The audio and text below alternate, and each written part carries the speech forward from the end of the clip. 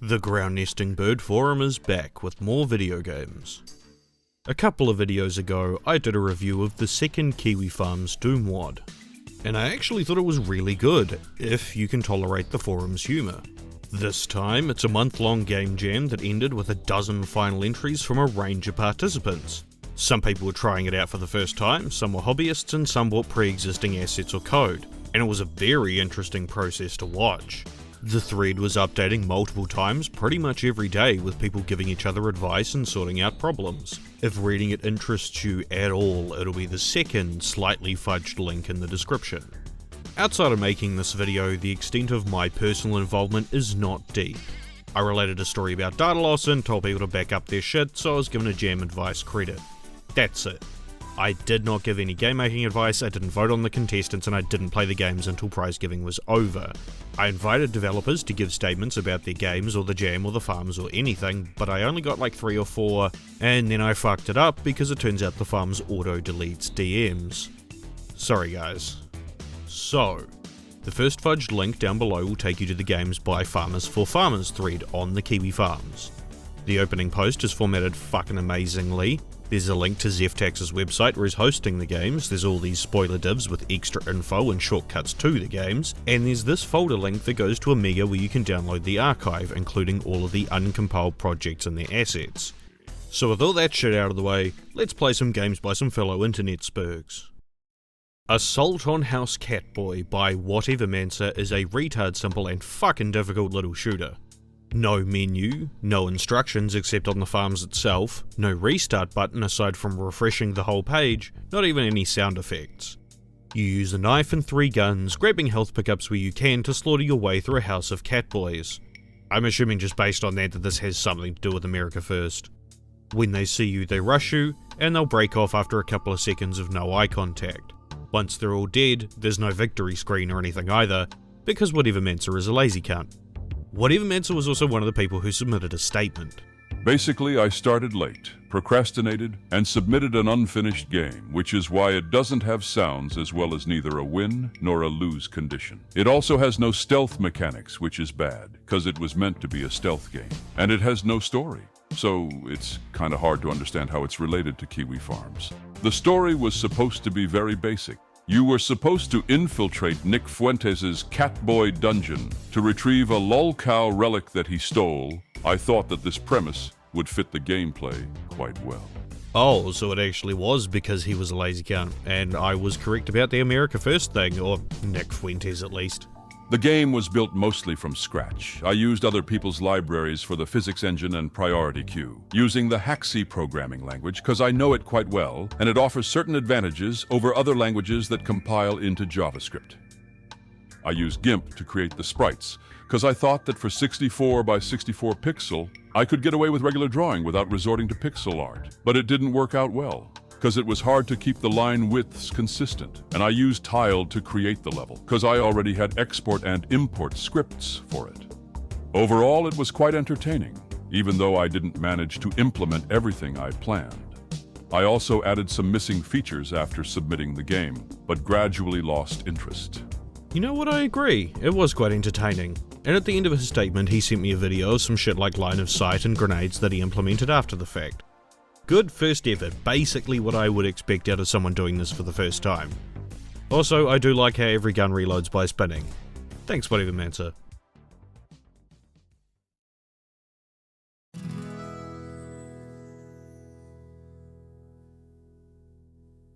Farmer Moon's Bumper Crop by GhaeicSD is a connect the sprites game that threw me for a loop the first time I played it. It has instructions and explains all the crops you'll be collecting so you can figure out who they represent. GhaeicSD's presentation here is really nice, but it took me a minute to actually figure out the mechanics. You can wait a stupidly long time for the game to drop more crops automatically, or get paid to drop more loads right now. You draw lines to connect crops with larger combos giving more points.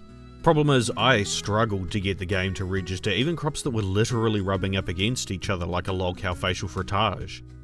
It can also unselect crops as you go back over them, so actually controlling the game and making these connections was a big fuck around. It confused me even further when I found out you can draw lines to crops extra far away if you're going back over ones you've already done, but then also had the same problems with it not registering or undoing ones that are already selected. I really want to like this one, but basic functionality is really balked. Thanks though, Ghaic. Fumo Slime Cave Adventure is by August Levasseur. I'm gonna be real with you, I considered skipping this one. Fumos are these weird soulless looking dolls. They're merchandise for the Toho franchise, and I used to just sit dumbfounded and watch videos of grown-ass people playing with these things, with the same fascinated terror I have when I know someone's about to get fucking Final Destinationed.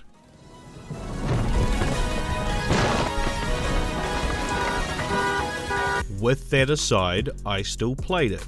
It warned me not to play in the browser, so I downloaded the archive and it ran from there perfectly fine. Fumo Slime Cave Adventure has an interesting idea, but the combat sucks. It does at least have keybinds. Oh no, I do not like that.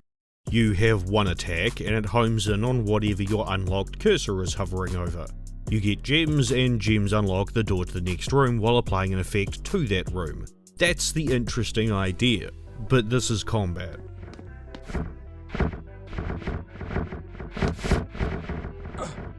FSCA's combat is either really bad, or I don't understand it. You can get juggled to death immediately in any fight if you're unlucky, but if you do survive, it seems like all there is to do is slowly whittle away individual enemies' health one hit at a time. Bunching them up like this to try score multi-hits is the absolute worst idea, because the slimes will turn into a cascade of attacks, chainsaw stun locking you to death. You have no way to avoid damage, attacking enemies barely pushes them back either, and once you reach a wall, your attack will often throw you into the enemy you're trying to hit, causing you damage instead. When you kill them, slimes drop gems and health, but I never managed to beat even one of these big rooms completely. The most progress I made was when I spammed blue gems so enemies wouldn't even spawn in rooms in the first place.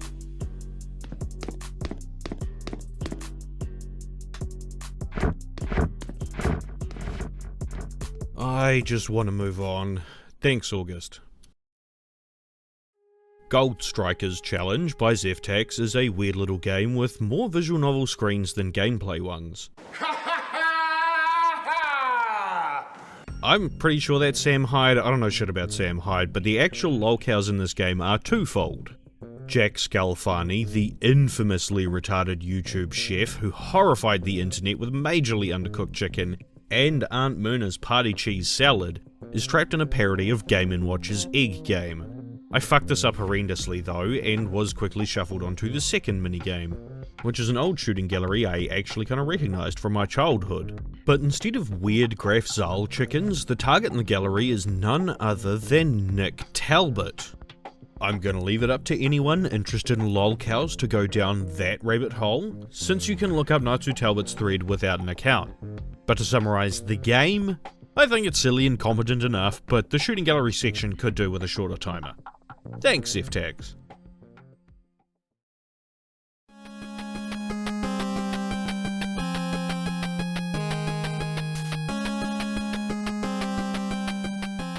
Hangbag is quite good. It's a little 8-bit joint by Radovan Karadzic that I found really challenging but really fun. You lower nooses to capture money bags, but you can only pick up the bags when they're touching the floor. You have a power bar that determines how fast the noose moves, and complications are constantly added. The money bags build bunkers from blocks, they start shooting scissors at you, and when they see how Foodie Beauty's girthy head stump breaks your noose, the money bags choose obesity in the name of war, becoming so heavy they'll break your noose if the strength of your throws isn't high enough. Really, my only criticism of this game is that it'd be nice if the throw power bar was at the bottom, because that's where my eyes want to be during gameplay. Thanks, Radovan. Kiwi Farm's Defense Force by Fledgling Neuromancer is also pretty damn good fun. It borrows a nice little ditty for the soundtrack, and the gameplay is simply don't get shot and shoot other ships. For the first few seconds, you'll also have these rotating shields in play, but they crumple insanely fast, and I think once they're completely gone, they don't regenerate anymore. Thanks, Neuromancer. Kiwiling game by the wise Shaman is running in fucking Scratch of all things. Super basic, left and right in attack. Brown Kiwilings come at you, you screech them into inexistence. After a little bit, flying true Kiwilings also show up and you screech at them too. That's about it. Thanks, Shaman.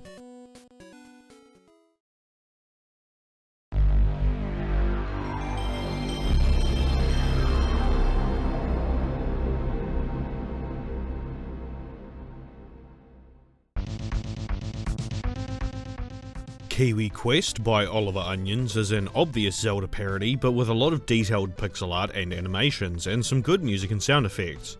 There's a cameo of Tertiary Davis outside the dungeon, and appearances by Ethan Ralph and Patrick Tomlinson together in the retard holding pen inside. The final room also has a memento to King Cobra JFS, a man I didn't know or watch, but I do know a lot of people enjoyed greatly. And that's about it. The thing is, Kiwi Quest is more of a proof of concept than anything else. It has a button requiring a statue in the shape of a bulldo to weigh it down. It has one room where you hit some slimes, one time you pick up an item with a boomerang, and then you're done. The game also references the fact that there's not much in it, which is a really good way to turn me against what you're making. That's why Netflix's Bandersnatch is the one piece of media to ever cause me real-life physical harm. That being said, I certainly would like to see more of it if it does actually have more meat on its bones. Thanks, Oliver. There's nobody that's ever loved Israel more than me. I would sacrifice every American soldier for 1 square foot of Israeli clay. Need for SNEED by Trigger Me Timbers is an auto runner with 3 levels, none of which I managed to beat. The music is fucking awesome, and the collectibles are silly, and the Tower of Kiwis trailing behind you is fun. But the jump physics felt really wrong to me, and the boss sections feel like they're made to fuck with me personally. Bosses follow you throwing pizza, while you need to jump into Flappy Bird styled gaps. The first one of these gaps always pops in 2 feet in front of you, and the way bosses throw pizza feels basically impossible to avoid when you're also trying to clear the gaps. If you fuck up a jump, you glitch out and just can't get over the wall anymore, game over. Fun premise, but blurgy execution. Thanks, Timbers.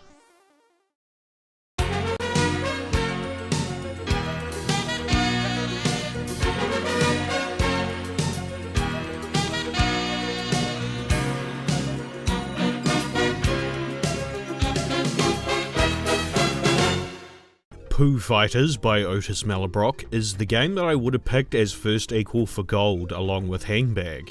It's a platformer where you throw knives at Indians to stop them invading America, and later a supermarket. If you survive a while in a level, you'll start to collect power-ups, and further levels add in some slight variation, like 2 enemy entrances or runners.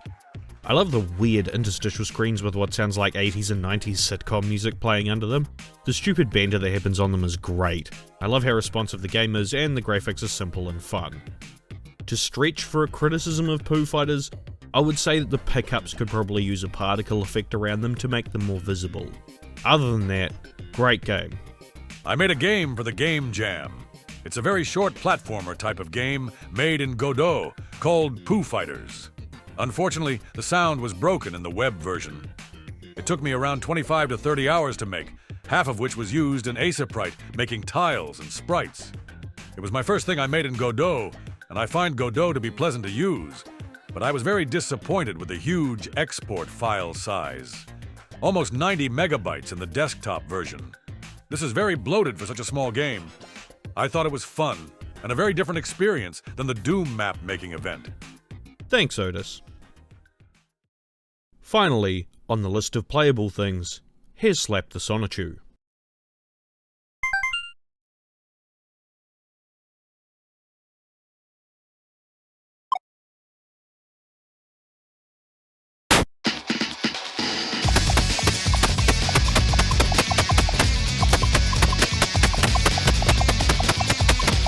Thanks, Spaced Outside Cargo.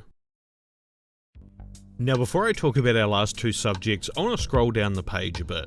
There's a category for other games that have been made by Kiwi Farms users, including things like Kiwi Station 13, run by Gecko Goy, a Troonless fork of a Hearts of Iron 4 mod by Goodwin's Son, the Kiwi Farms do mapping projects of course, and Crunklord 420's games that he makes in Temple OS. That's a whole tangent in and of itself, but you can play Crunklord's games in your browser too, and the most recent one, Chudbound, is very basic and you can knock it out in about 5 minutes. There's also a section on posting games to the farms, Orphan Punk's repository of helpful resources, and right at the bottom... Okay, we're gonna get back to this retarded motherfucker in just a second, I swear, but let me segue into it properly. So, our last contestant, the USIPS Sisyphus Endless Roller, didn't actually make the cut. Harvey Danger deleted a significant part of the code, hit Ctrl S, and didn't have any version control turned on.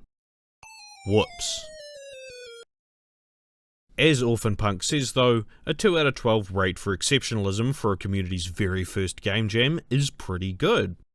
I agree. Now for that second exceptional individual.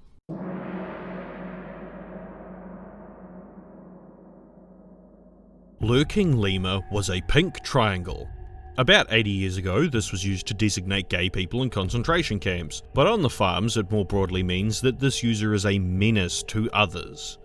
LurkingLemur submitted furry porn to the game jam. This isn't the thing that got him banned from the site, but it was the beginning of all eyes being on him, which is what the guy wanted. He seems to have intentionally set up his whole online presence to be a handful of breadcrumb trails that would lead as many people as possible to his porn addiction and his Patreon. Imagine my fucking surprise when, the night I sit down to start writing the first draft of this script, I see that someone's posted in the Game Jam thread.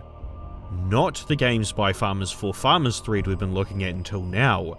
In the original Game Jam thread, Trigger Me Timbers has posted a quote from user Fredo57, saying that they found out Jared Bruno, a 31-year-old man of melanin, threatened a local news station with a bomb. LurkingLemur is Jared fucking Bruno. Following the breadcrumbs, Speedrunner and Orphan Punk then dug into the man's itch.io, his usernames across many sites, his failed ARG attempt, and then Spectate just fully phone booked everything about him. Even better, Lemur came back almost immediately with a sock account under the username Frito57. This was straight away spotted because he pretty much only appeared to talk about Lemur, had all the same written mannerisms, and then privated his account. Using the internet is against Jared's bail conditions, by the way. I'll sentence you to probation. I think Orphan Punk said it best. Our jam has had its first lolcow. This is now an official staple of the farms, christened by LurkingLemur.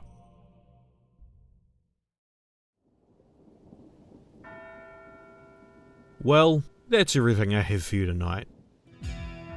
I hope you got some amount of kicks out of this dive into a bunch of shitty rushed Game Jam games from the website it's currently fashionable to hate. As I said in my Kiwi Farms Doom 2 video, the gaming section of the farms is actively looking for creative people who want somewhere away from current year bullshit to make things and do things and talk about it.